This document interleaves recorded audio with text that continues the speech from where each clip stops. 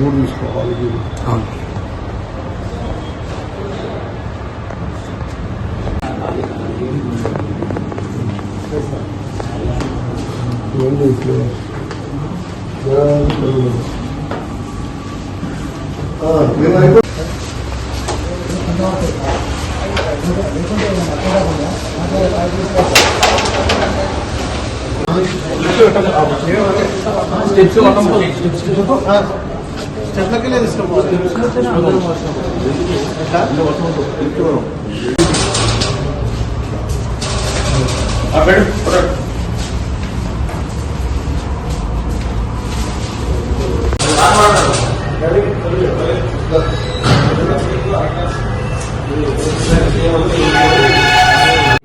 LB Nagar police station పరిధిలోని రాజీవ్ గాంధీ నగర్లో cafe fair మీద ది వైట్ కప్ కేఫ్ అనే పేరు మీద పర్మిషన్ తీసుకొని ఇక్కడ హుక్కా సెంటర్ నడిపిస్తున్నారనే సమాచారం మేరకు ఈరోజు నా ఆధ్వర్యంలో రైడ్ చేయడం జరిగింది.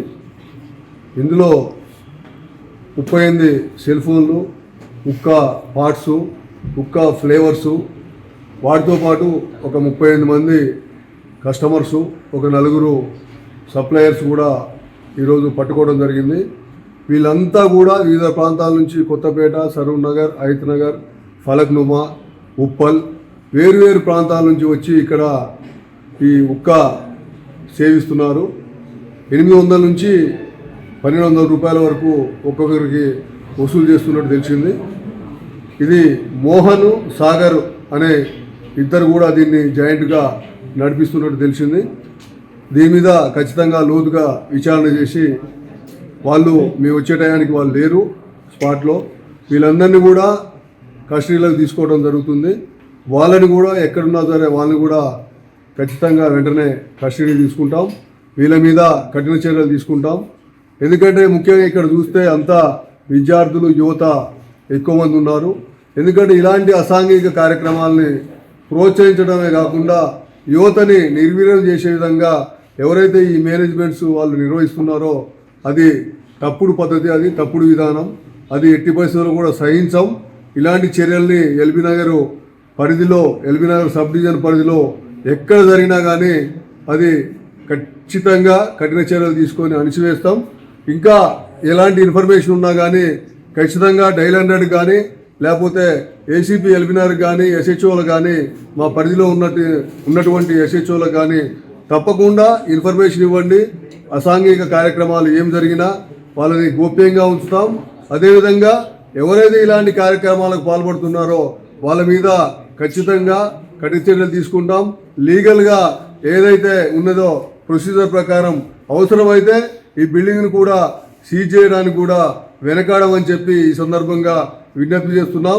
ముఖ్యంగా యువత తప్పుదారి పట్టకుండా, ఇలాంటి కార్యకలాపాల్లో పాల్గొనకుండా చాలా మంచిగా చదువుకొని, బుద్ధివంతంగా చదువుకొని తమ యొక్క వృత్తుల్లో స్థిరపడాలని ఆకాంక్షిస్తూ ఇలాంటి ఏం జరిగినా సహించేది లేదని ఈ సందర్భంగా తెలియజేస్తున్నాం.